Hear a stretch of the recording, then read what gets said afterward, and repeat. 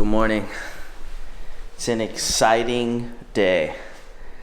We are going to film and record the first music videos for the music channel. Everything up to this point has just been leading up to this moment. Been practicing and getting recording gear, and it's all come down to this. Let me put you on a tripod and we can talk a little more.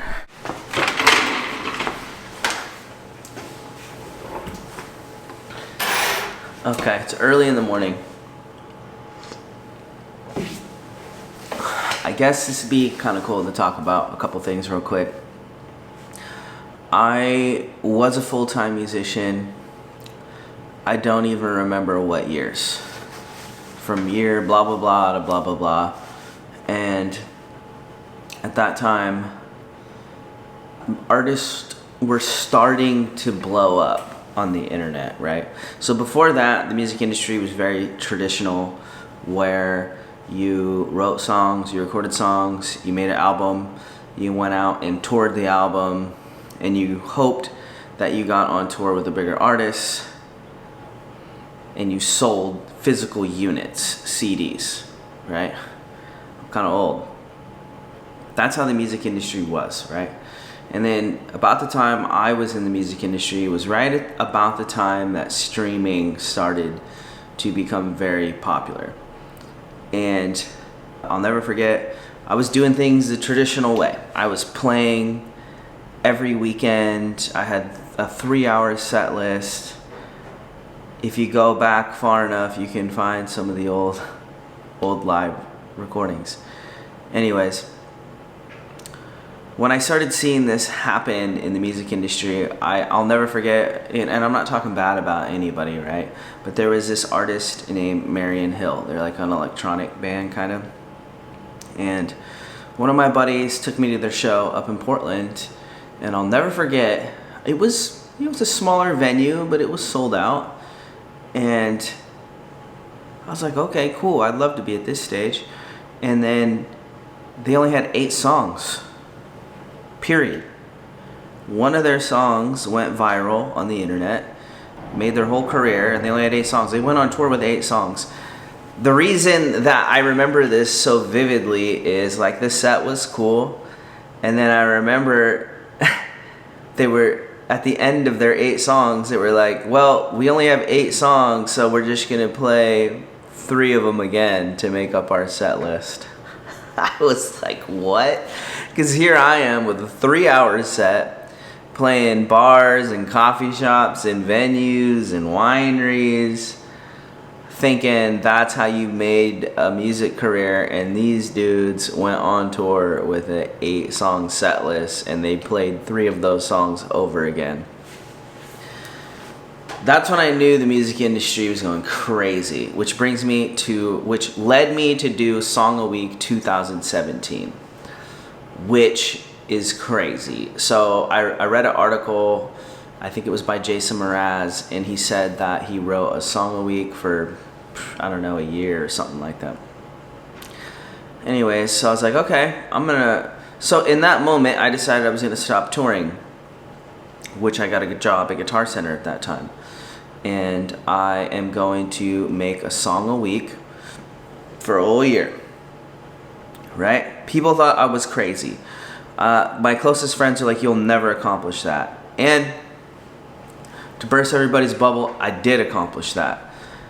But what happened with that series was I never quite got... The idea behind that series was, when you have an album, you have 12 songs, that's 1 song a month for one of those songs potentially to go viral, right? Most people tour an album for 2 years.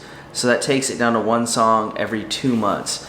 And I was like, the odds aren't very good, but if I put an album out, or if I do a song a week, that's 52 chances for one of them to go viral.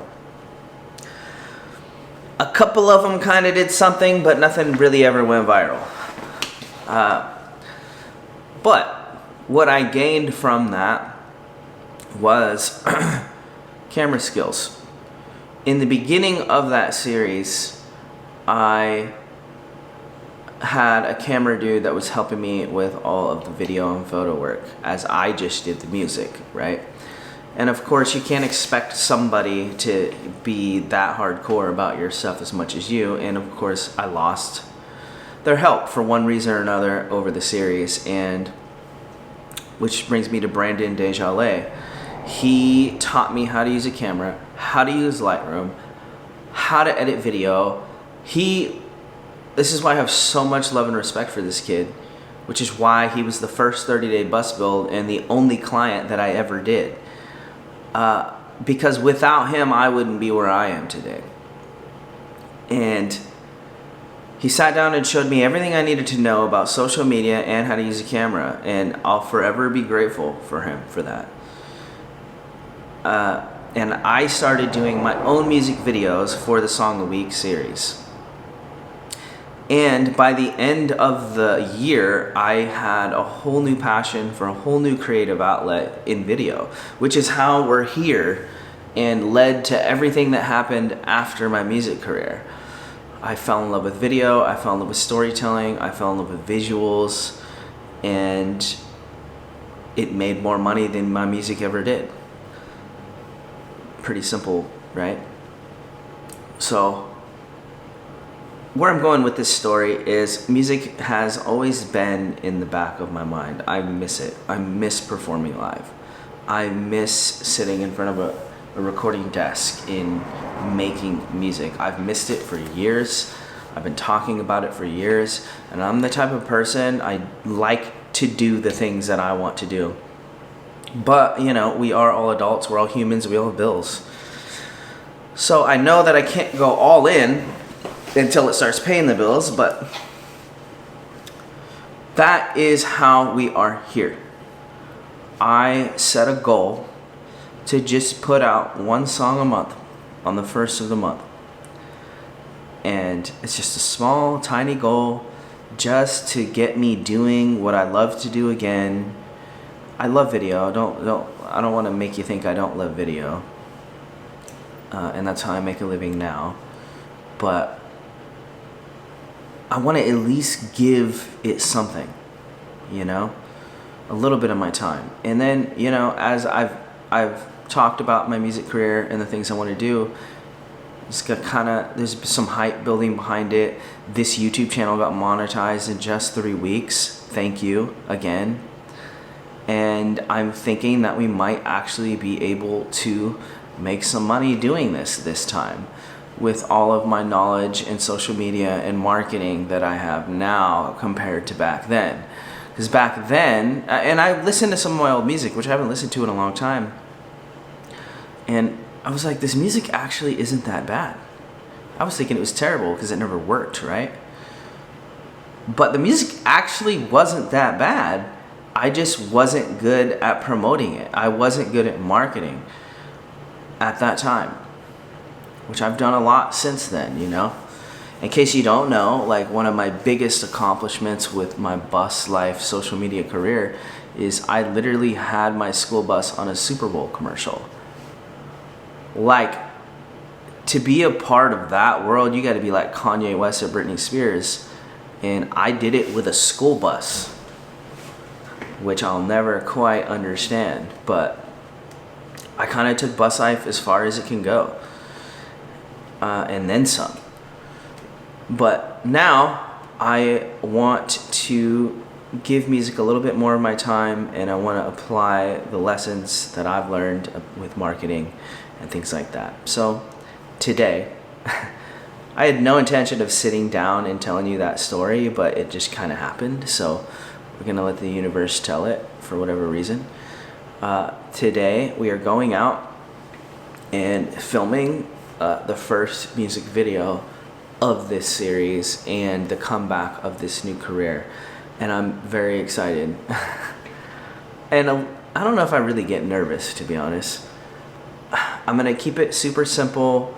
I was thinking I don't want to drag out all this stuff out into the woods. I think we're gonna keep it super simple, and I'm gonna record 2 songs. The idea was to get ahead a little bit so I could work on the promotion and marketing. But I'm gonna go record 2 songs, I'm gonna do the best I can mixing and mastering because it's been a long time.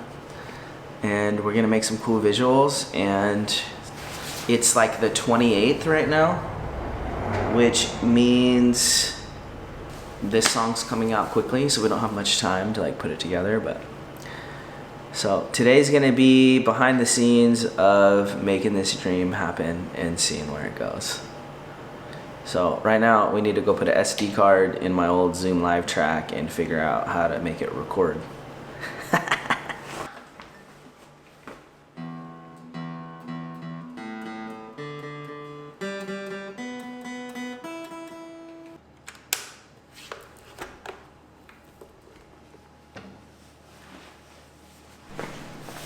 So we're gonna try and use the live track today because it's like a standalone recorder, and I'm just trying to focus on the performance more than the gear. So I'm gonna plug the mics in that we're gonna bring out there. I'm gonna do a quick test of everything and yeah, make sure it works.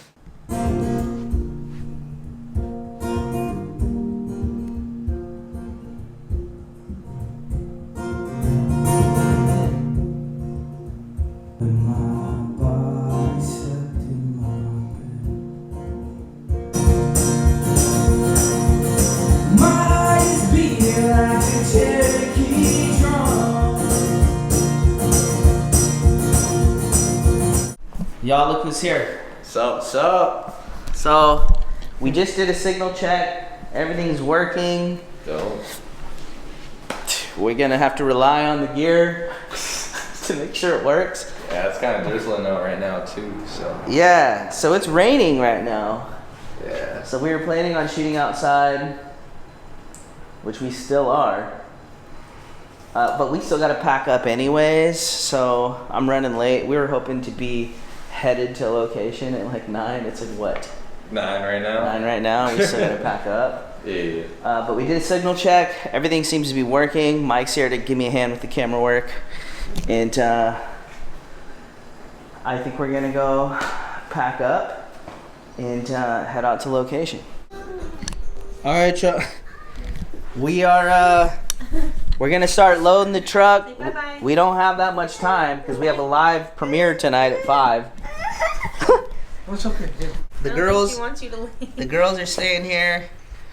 Mike and I are gonna go to, we don't even know where we're going yet to go film. Well, So. I really don't know. I don't even know. I have ideas, but.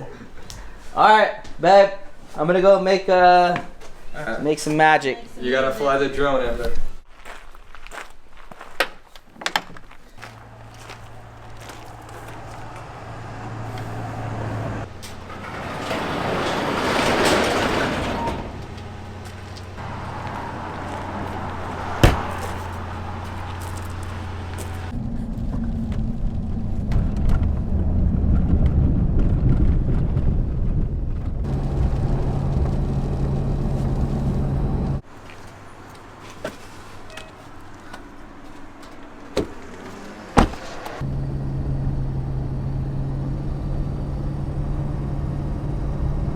Mike and I were just talking, and we didn't really have a location that I had like a general idea of where we were going, but we didn't necessarily have a location locked in.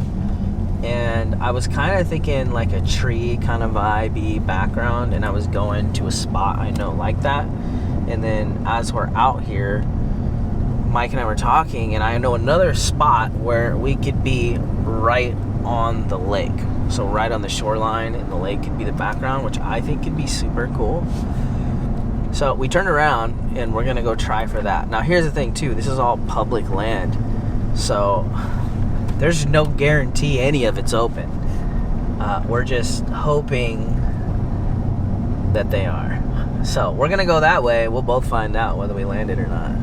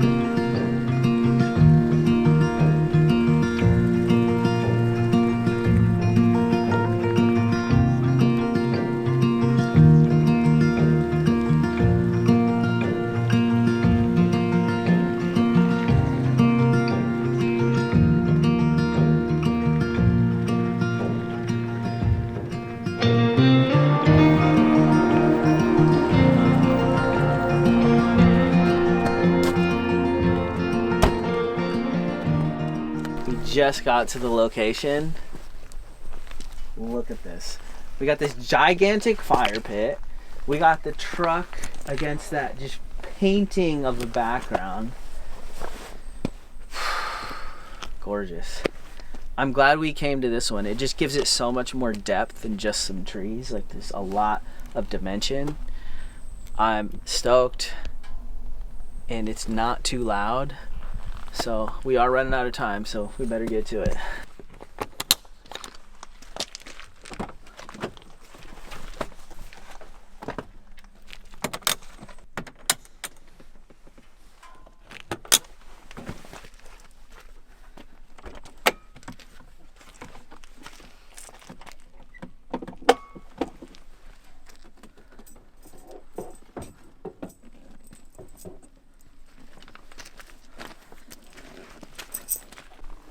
What do you think about that?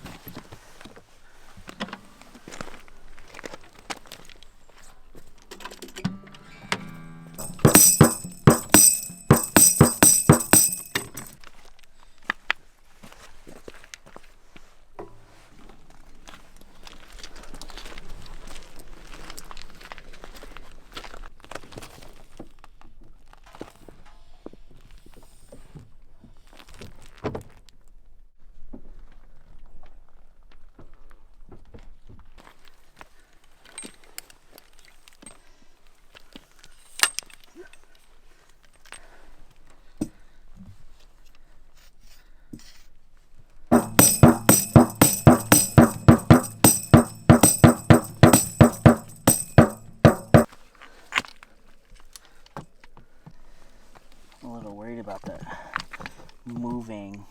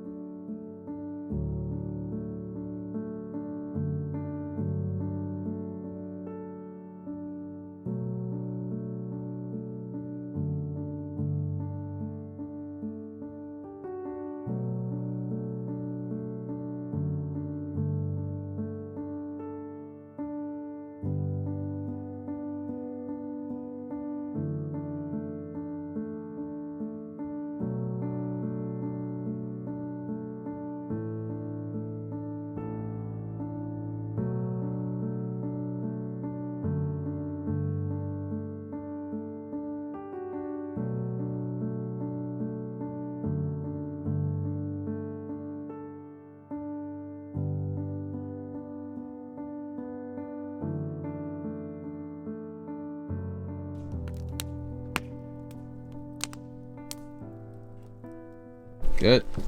Looking good? Yep. Okay, this is headphones on takes. That is not in tune, bro. Thought you knew how to tune a guitar. Yeah, me? Yeah. So we're just gonna go back to back.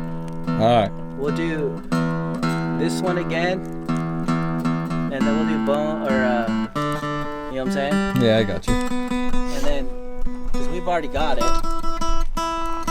but let's just see how I do with headphones on. Headphones on?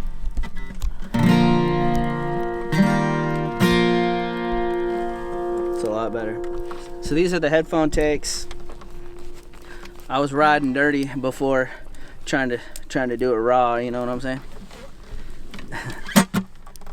This song is called Bones. It's about getting older.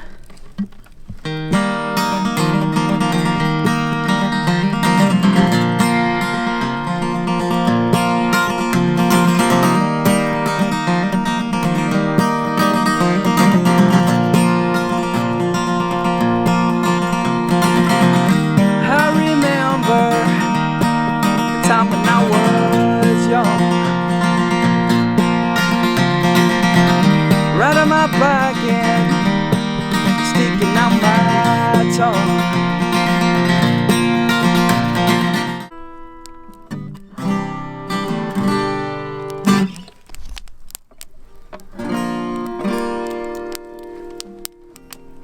All right, you ready? Yep.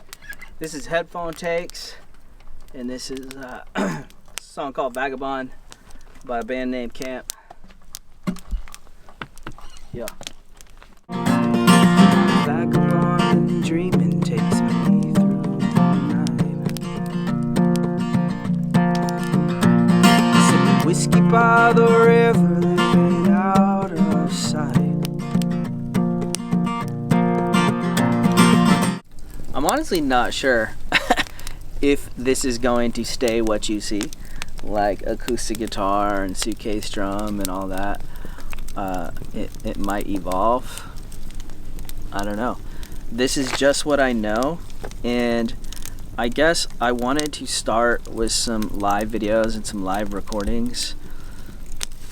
I don't know. I just felt like I wanted to, and this was a good way to kind of restart. I will, full disclosure, say that I want to start tracking and doing more produced songs and music, but I figured this is a good place to start to kind of get things going and take it easy on myself with no computer or program, and then, you know, I can mix and learn that and get back in, because I used to know all this stuff, but it's been a while. So I guess we're gonna all see how this kind of evolves and what it turns into over the course of the next year. Yeah.